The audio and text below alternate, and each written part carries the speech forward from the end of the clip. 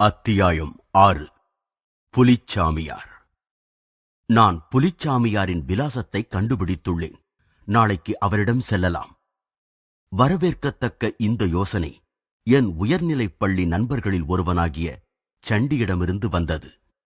சந்நியாசி ஆவதற்கு முன் புலிகளை தன் வெறும் கைகளினால் பிடித்து சண்டையிட்டவரான இந்த மகானை சந்திக்க நான் மிக ஆவலுடன் இருந்தேன். இம்மாதிரியான சாதனைகளைப் பற்றி அறிய சிறுவர்களுக்கே ஏற்படும் ஆர்வம் என்னுள் பலமாக இருந்தது. மறுநாள் பொழுது விடியும் போது நல்ல குளிராக இருந்தது. ஆனாலும் நானும் சண்டியும் மிக உற்சாகத்துடன் வெளியே கிளம்பினோம். கல்கத்தாவிற்கு வெளியே உள்ள பவானிபூரில் வீணாக நிறைய அலைந்த பிறகு சரியான வீட்டிற்கு வந்து சேர்ந்தோம். கதவில் 2 இரும்பு வளையங்கள் போடப்பட்டிருந்தன. நான் அவைகளை பலமாக தட்டினேன். இந்த சத்தத்தை பொருட்படுத்தாது வேலைக்காரன் ஒருவன் நிதானமாக வந்தான். அவனுடைய ஏளனமான புன்முறுவல் ஓசை செய்யும் விருந்தினர்கள் ஒரு மகானின் வீட்டின் அமைதியை குலைக்க முடியாது என்று கூறுவது போல் தோன்றியது. அந்த மௌனமான கண்டனத்தை உணர்ந்தவாறு நாங்கள் உள்ளே அழைக்கப்பட்டதும் நன்றியுடன் நுழைந்தோம். வெகுநேரம் காத்திருந்தது எங்களை சந்தேகம் கொள்ளச் செய்தது. சத்தியத்தை தேடுபவர்களுக்கு இந்தியாவின் எழுதப்படாத விதிமுறை பொறுமைதான். குருவானவர் வேண்டுமென்றே அவரை சந்திப்பதில் ஒருவருடைய ஆர்வத்தை சோதிக்கலாம். உளவியல் பூர்வமான இந்த தந்திரம் மேலை நாடுகளில் மருத்துவர்களாலும் பல்வைத்தியர்களாலும் சாதாரணமாக கடைபிடிக்கப்படுகிறது. கடைசியில் சண்டியும் நானும் வேலைக்காரனால் அழைக்கப்பட்டு ஒரு படுக்கை அறைக்குள் சென்றோம்.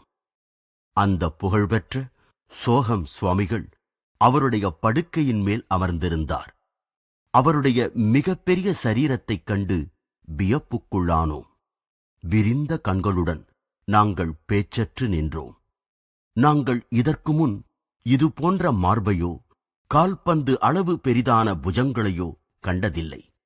மிகப்பெரிய கழுத்தின் மேல் அச்சத்தை கொடுக்கும் ஆனால் அமைதியான முகம், அடர்ந்த கேசக்குழல்கள், தாடி, மீசை இவைகளால் அலங்கரிக்கப்பட்டு விளங்கியது. அவருடைய கருத்த கண்களில் புறா மற்றும் புலியை ஒத்த குணங்களின் சாயல்கள் ஒளிர்ந்தன. தசைப்பிடிப்பான அவருடைய இடுப்பில் புலித்தோல் ஒன்றைத் தவிர வேறு ஆடைகள் ஏதுமில்லை. நாங்கள் பேசும் திறமையை அடைந்ததும் நானும் என் நண்பனும் அவருக்கு வாழ்த்து கூறினோம். புலிகளின் மத்தியில் அவருடைய அசாதாரணமான வீரத்தைப் பற்றி எங்கள் வியப்பை எடுத்துரைத்தோம். காட்டு மிருகங்களிலேயே மிக பயங்கரமான வங்காள அரசர்களை வெறும் கைகளினால் மட்டும் எப்படி அடக்க முடியும் என்பதைப் பற்றி தயவு செய்து நீங்கள் எங்களுக்கு எடுத்துக் கூறுங்களேன். என் குழந்தைகளே, புலிகளுடன் சண்டையிடுவது எனக்கு ஒரு பிரமாதமல்ல. தேவையானால் இன்று கூட அதை என்னால் செய்ய முடியும். அவர் ஒரு குழந்தையைப் போல சிரித்தார். நீங்கள் புலிகளை புலிகளாக காண்கிறீர்கள். நான் அவைகளை பூனைகளாக அறிகிறேன். சுவாமிகளே, புலிகள் பூனைகள்தாம் என்று என் உள்மனதை வேண்டுமானால் என்னால் நம்பச் செய்ய முடியும். ஆனால் அதை புலிகளால் நம்ப வைக்க என்னால் முடியுமா? நிச்சயம் பலமும் கூட வேண்டியதுதான். புலியை பூனைதான் என்று நம்பும் ஒரு குழந்தை அப்புலியை வெற்றி கொள்ளும் என எதிர்பார்க்க முடியாது. சக்தி வாய்ந்த கைகளே எனக்கு போதுமான ஆயுதங்கள். அவர் எங்களை தாழ்வாரத்திற்கு அழைத்துச் சென்றார். அங்குள்ள சுவரின் ஓரத்தை கையால் குத்தினார். ஒரு செங்கல் பெயர்ந்து தரையில் விழுந்தது. பல் விழுந்த இடம் போன்ற இடைவெளி தோன்றி அதனூடே வானம் தெளிவாக எட்டிப் பார்த்தது. நான் ஆச்சரியத்தினால் தடுமாறினேன். திடமான கற்சுவரில் புதைக்கப்பட்ட செங்கலை ஒரே குத்தில் வீழ்த்தும் ஒருவரால் நிச்சயம் புலிகளின் பற்களை பெயர்த்தெடுக்க முடியும் என்று எனக்கு தோன்றியது. பலருக்கு என்னைப் போல உடல் பலம் இருந்தாலும் அசையாத தன்னம்பிக்கை இருப்பதில்லை. உடல் பலம் மிக்க பயில்வானாக இருந்தாலும் மன உறுதியற்று இருப்பவர்கள் காட்டில் தன்னிச்சையாக திரியும் வன விலங்கினை பார்த்த மாத்திரத்திலேயே மயங்கி விழுவார்கள். இயற்கையான உக்கிரத்துடன் காட்டில் வாழும் புலி சர்க்கஸ் கம்பெனியில் உள்ள அபினி ஊட்டப்பட்ட புலியிலிருந்து மிகவும் வேறுபட்டதாகும். ஹெர்குலிஸை போன்ற உடல் வலிவு கொண்டவர்கள் கூட வங்காள வேங்கை புலியின் தாக்குதலுக்கு முன் நடுநடுங்கி நின்றதுண்டு. இவ்வாறு புலி மனிதனை பூனை போல் அஞ்சும் மனமுள்ளவனாக மாற்றி இருக்கிறது. வலிமையான உடலுடனும் பெருந்திடமான தீர்மானத்துடனும் கூடிய மனிதனால் இந்த நிலையை மாற்றி புலிக்கு பூனையைப் போன்று தற்காத்துக் கொள்ள முடியாத உணர்வினை கொடுக்க இயலும். நான் இதையே எத்தனை தடவை செய்திருக்கிறேன். என் முன்னால் நின்ற இந்த பிரம்மாண்டமான மனிதரால் புலியை பூனையாக்கும் மாய வித்தையை நடத்தி காட்ட முடியும் என்பதை நான் முழுவதும் நம்ப தயாராக இருந்தேன். அவர் அறிவுறுத்தும் மனநிலையில் இருந்தார். நானும் சண்டியும் மரியாதையுடன் கேட்டுக்கொண்டிருந்தோம். தசைகளை ஆட்டுவிப்பது மனம். சுத்தியலின் தாக்கும் திறன் அதற்கு கொடுக்கப்படும் ஆற்றலைப் பொறுத்தே இருக்கிறது. மனித உடற்கருவியின் சக்தி அவனுடைய தாக்கவல்ல மன விருப்பையும் துணிவையும் பொறுத்திருக்கிறது. உடல் உள்ளபடியே மனத்தால் படைக்கப்பட்டு செயல்படுத்தப்படுகிறது. முற்பிறப்புகளிலிருந்து வரும் இயல்பான மன எழுச்சியினால் பலங்கள் அல்லது பலவீனங்கள் படிப்படியாக மனித உணர்வில் கலக்கின்றன. அவை பழக்கங்களாக தோன்றிய பிறகு விரும்பத்தக்க அல்லது விரும்பத்தகாத சரீரமாக வெளிப்படும். சரீரத்தில் தோன்றும் பலவீனத்தின் பிறப்பிடம் மனத்தினுள்தான் உள்ளது. எனவே ஒரு தீய சுழற்சி உண்டாகி பழக்கத்திற்கு அடிமையான உடல் மறுபடியும் மனத்தை நிலைகுலையச் செய்கிறது. எஜமானன் தன்னை அதிகாரம் செய்ய வேலைக்காரனுக்கு இடம் கொடுத்து விட்டால் சீக்கிரத்தில் அந்த வேலைக்காரன் எதேச்சாதிகாரியாக ஆகிவிடுவான். அதேபோல மனமும் உடலின் ஆளுகைக்கு அடங்கி அடிமையாகிவிடுகிறது. எங்களது வேண்டுகோளுக்கிணங்கி அந்த சுவாமிகள் அவருடைய சொந்த வாழ்க்கையைப் பற்றி சில செய்திகளை கூற ஒப்புக்கொண்டார். நான் தொடக்கத்தில் புலிகளுடன் சண்டையிட வேண்டுமென்றுதான் விரும்பினேன். என் தீர்மானம் மிக பலமானதாகத்தான் இருந்தது. ஆனால் என் உடல் பலவீனமாக இருந்தது. என்னிடமிருந்து பெரு வியப்பு வெளிப்பட்டது. மலையைப் போன்ற தோள்களுடன் எதையும் தாங்கக்கூடிய இந்த மனிதர் முன்பு பலவீனமாக இருந்தவர் என்பது நம்ப முடியாததாக தோன்றியது. நான் வெல்ல முடியாத விடாப்பிடியுடன் மனநலனையும் உடல் வலிவையும் தரக்கூடிய எண்ணங்களால் என் குறையை நிறைவு செய்து கொண்டேன். உண்மையில் வங்காள புலிகளை அடக்கியது திடமான மன வலிமைதான் என்று கூறினால் அது மிகையாகாது. வணக்கத்துக்குரிய சுவாமிகளே, நான் எப்பொழுதாவது புலியுடன் சண்டையிட முடியும் என நீங்கள் நினைக்கிறீர்களா? விசித்திரமான இந்த அவா என்னுள் எழுந்தது இதுதான் முதல் தடவையும் கடைசி தடவையும் ஆகும். ஆம், அவர் புன்னகை செய்தார். ஆனால் புலிகளில் பல வகை உண்டு. மனித ஆசைகள் என்ற காடுகளில் சில அலைகின்றன. மிருகங்களை அடித்து மயங்கி விழச் செய்வதால் எந்த ஆன்மீக லாபமும் உண்டாவதில்லை. அதைவிட உன் உள்மனத்தில் அலைந்து திரியும் விலங்குகளை வெற்றி கொள்ளலாமே. கொடிய புலிகளை அடக்குவதிலிருந்து தாங்கள் எப்படி கொடிய விருப்பங்களை அடக்குபவராக மாறினீர்கள் என்பதை நாங்கள் தெரிந்து கொள்ளலாமா ஐயா? புலிச்சாமியார் அமைதியானார். அவர் பார்வை எங்கோ நிலைக்க கடந்த கால காட்சிகளை நினைவு கூர்ந்தார். என் வேண்டுகோளை அனுமதிக்கலாமா என தீர்மானிப்பதில் அவருடைய சிறு மனப்போராட்டத்தை நான் உணர்ந்தேன். கடைசியில் ஒரு புன்னகையுடன் ஒப்புக்கொண்டார். என் புகழ் உச்சகட்டத்தை அடைந்த பொழுது அது கர்வத்தின் மயக்கத்தை விளைவித்தது. நான் புலிகளுடன் சண்டையிடுவது மட்டுமல்லாமல் பல வித்தைகளை செய்ய வைத்து அவைகளை காட்சி பொருளாக்க வேண்டுமென்று நினைத்தேன். என் விருப்பம் காட்டு விலங்குகளை அடக்கி வீட்டு மிருகங்களைப் போல் பழக்கப்படுத்த வேண்டும் என்பதே. நான் என் வித்தைகளை திருப்திகரமான வெற்றியுடன் மக்கள் முன்னிலையில் செய்து காட்டத் தொடங்கினேன். ஒரு நாள் மாலை என் தந்தை ஆழ்ந்த கவலையுடன் என் அறைக்கு வந்தார். மகனே, நான் உன்னை எச்சரிக்கிறேன். காரண காரியங்கள் என்னும் சுழற்சி சக்கரங்களினால் வர இருக்கும் இன்னல்களிலிருந்து உன்னை காப்பாற்ற விரும்புகிறேன். அப்பா, நீங்கள் விதியை நம்புபவரா? என் செயல்களினால் நான் பெற்றுள்ள புகழை குருட்டு நம்பிக்கைகள் குறைபடுத்த வேண்டுமா? மகனே, நான் விதியை நம்புபவன் அல்ல. ஆனால் நம் புனித சாஸ்திரங்களில் கூறப்பட்டுள்ளபடி தவறுகளுக்கு தண்டனை உண்டு என்ற நியாயமான விதியை நம்புகிறேன். வனவிலங்குகளின் கூட்டம் உன்மேல் ஆத்திரம் கொண்டுள்ளது. எப்பொழுதாவது அதனால் ஊறு விளையலாம். அப்பா, நீங்கள் சொல்வது வியப்பாயிருக்கிறது. புலிகள் எப்படிப்பட்டவை என்று உங்களுக்கு நன்கு தெரியும். அழகானவை, ஆனால் இரக்கமற்றவை. யாருக்குத் தெரியும்? அவைகளுடைய மரமண்டையில் என் அடிகள் கொஞ்சம் சிந்தித்துப் பார்க்கும் புத்தியைக் கொடுக்கலாம். காடு எனும் இறுதி பள்ளிக்கூடத்தில் அவைகளுக்கு நற்பண்புகளை கற்றுக் கொடுக்கும் தலைமை ஆசிரியர் நான். அப்பா, தயவு செய்து என்னை புலியை கொல்பவன் என்று எண்ணாமல் பழக்குபவன் என்றே எண்ணுங்கள். என் நல்ல செயல்கள் எப்படி எனக்கு கெடுதல்களை கொண்டு வர முடியும்? என் வாழ்க்கை முறையை மாற்றிக்கொள்ளும்படியான எந்த உத்தரவையும் விதிக்காதீர்கள் என நான் வேண்டுகிறேன்.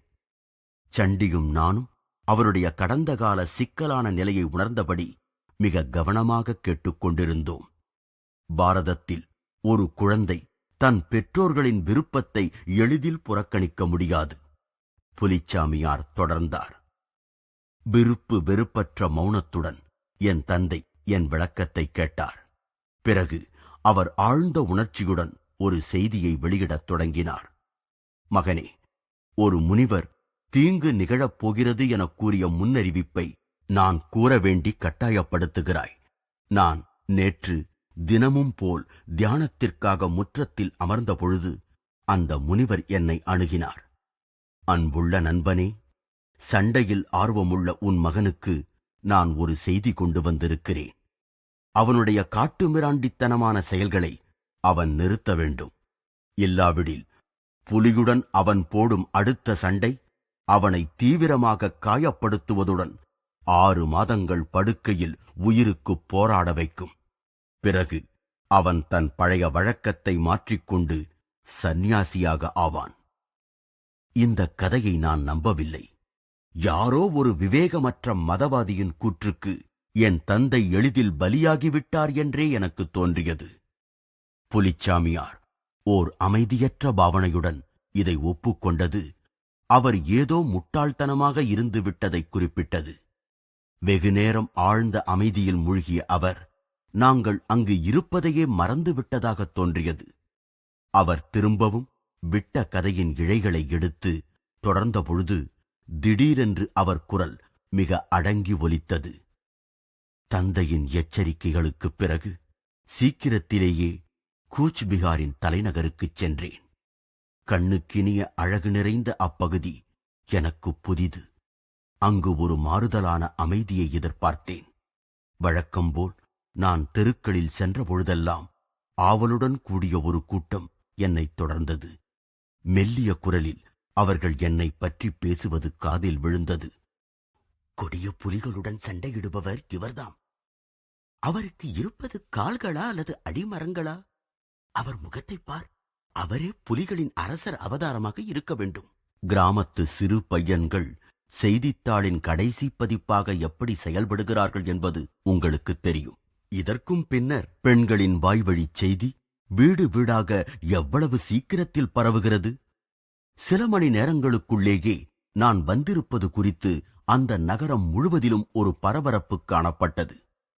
மாலையில் நான் அமைதியாக இளைப்பாறிக் கொண்டிருந்த பொழுது குதிரைகள் ஓடிவரும் குளம்படி சத்தத்தை கேட்டேன். அவை நான் இருந்த வீட்டு வாசலில் நின்றன. தலைப்பாகை அணிந்த உயரமான போலீஸ்காரர்கள் பலர் உள்ளே நுழைந்தனர். எனக்கு திகைப்பேற்பட்டது. சமுதாய சட்ட காவலர்களான இவர்களால் எதையும் செய்ய இயலும் நான் எண்ணினேன். எனக்கு ஒன்றுமே தெரியாத எதை பற்றியாவது இவர்கள் என்னை தொந்தரவு செய்யப் போகிறார்களா? ஆனால் அந்த அதிகாரிகள் அபூர்வமான பணிவுடன் வணங்கினார்கள். மதிப்பிற்குரிய ஐயா, தங்களை வரவேற்பதற்காக கூச்பிகாரின் அரசகுமாரர் சார்பில் நாங்கள் அனுப்பப்பட்டிருக்கிறோம்.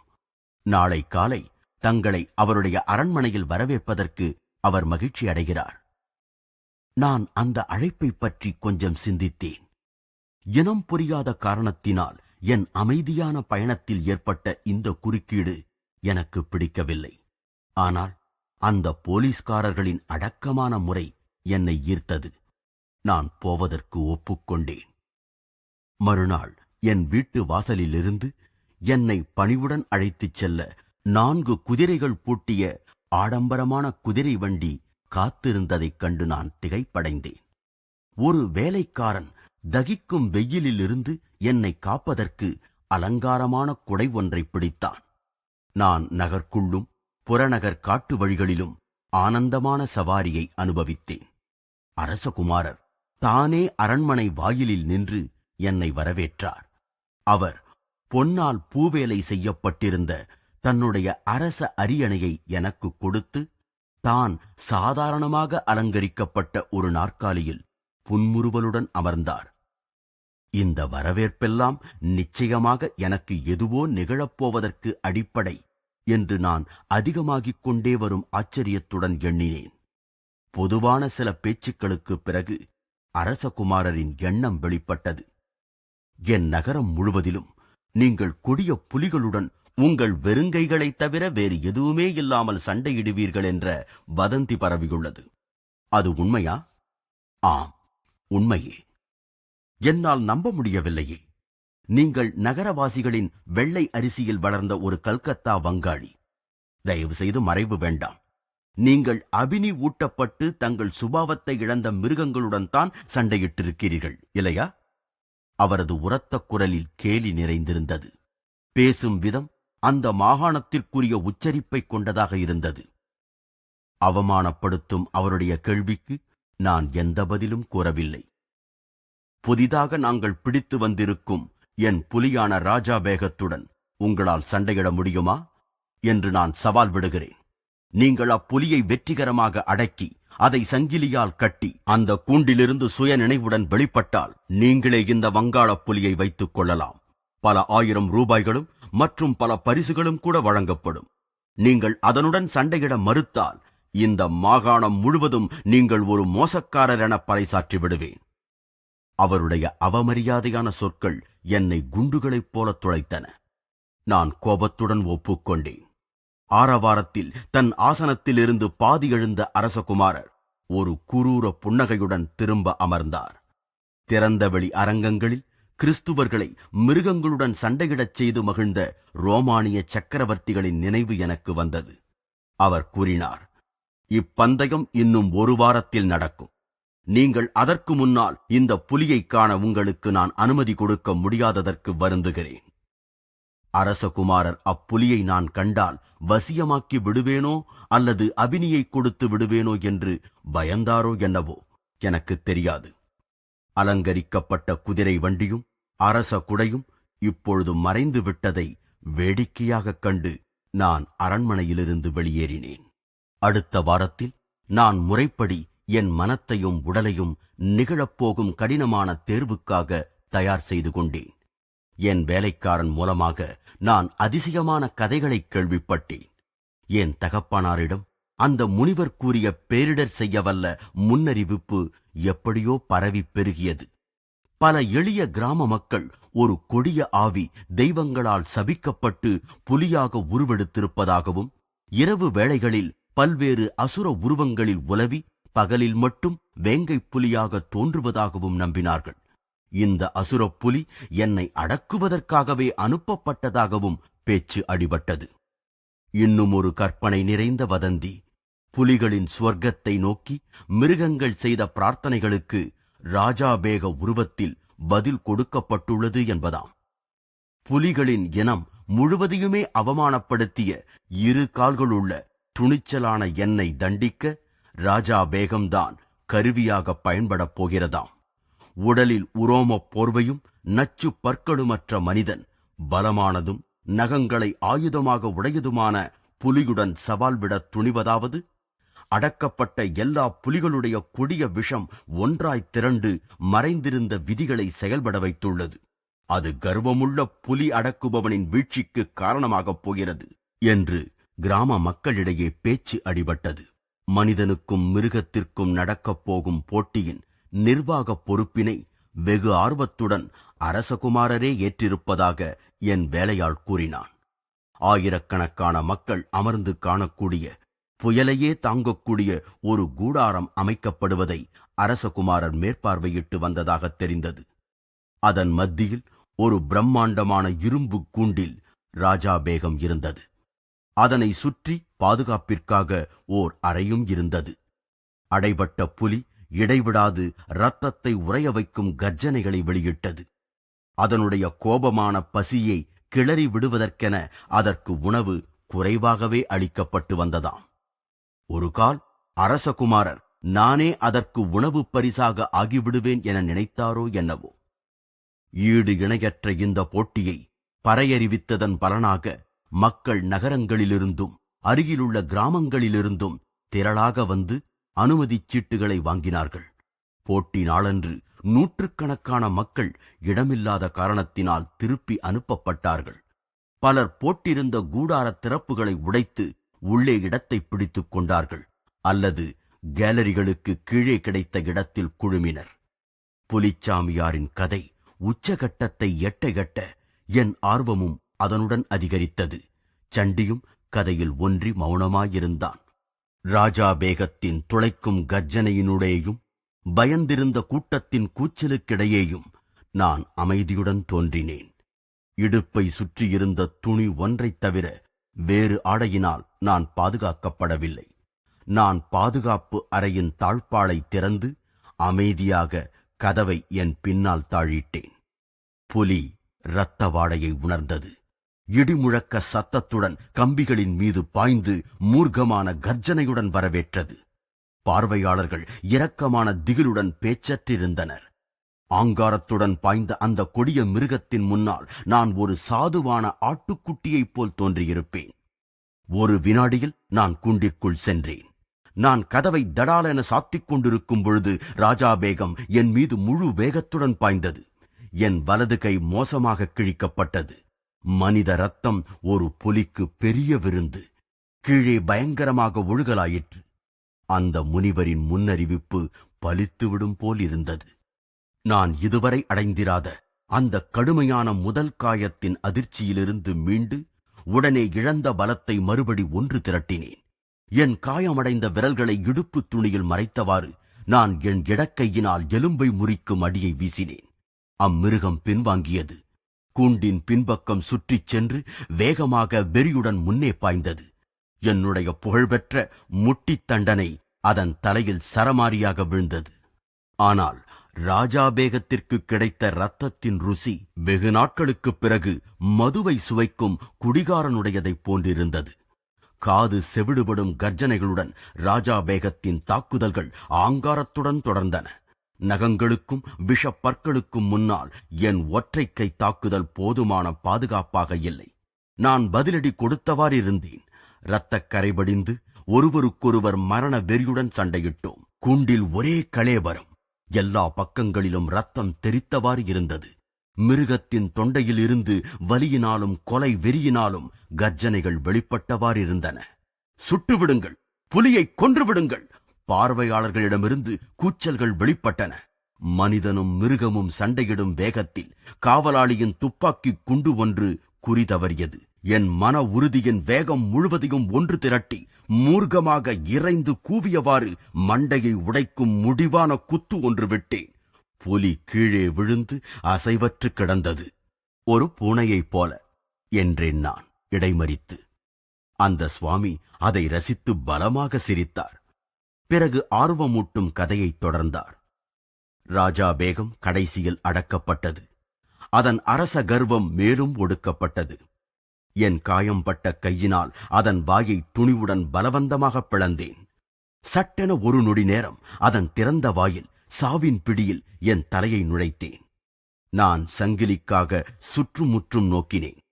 தரையில் குவியலாக கிடந்த சங்கிலி ஒன்றை எடுத்து அதன் கழுத்தை கூண்டு கம்பியுடன் பிடித்து கட்டினேன். நான் வெற்றியுடன் கதவை நோக்கிச் சென்றேன். ஆனால் கொடூரத்தின் அவதாரமான அந்த ராஜா பேகம் அசுர மூலத்திலிருந்து அது வந்ததாக சொல்லப்படுவதற்கேற்ப பலம் படைத்ததாக இருந்தது. நம்ப முடியாத வேகத்தில் சங்கிலியை அறுத்துக்கொண்டு அது என் முதுகில் பாய்ந்து விட்டது. அதன் வாயில் என் தோள் பலமாக சிக்க நான் வேகமாக விழுந்தேன். ஆனால் நொடியில் சமாளித்து நான் அதை என் கீழே வைத்து அழுத்தினேன். இரக்கமற்ற பல குத்துக்களினால் அந்த கபட மிருகம் அரைமயக்க நிலையை அடைந்தது. இந்த தடவை அதை இன்னும் ஜாக்கிரதையாக கட்டினேன். பிறகு மெதுவாக குண்டை விட்டு வெளியேறினேன். இப்பொழுது நான் புது முழக்கத்தை, மகிழ்ச்சி குரல் முழக்கத்தை கேட்க வேண்டியிருந்தது. கூட்டத்தின் மகிழ்ச்சி பூதாகரமான ஒரே தொண்டையிலிருந்து எழுவது போன்று ஒலித்தது. பயங்கரமாக காயமடைந்திருந்தாலும் நான் அந்த சண்டையின் மூலம் நிபந்தனைகளையும் பூர்த்தி செய்துவிட்டேன்.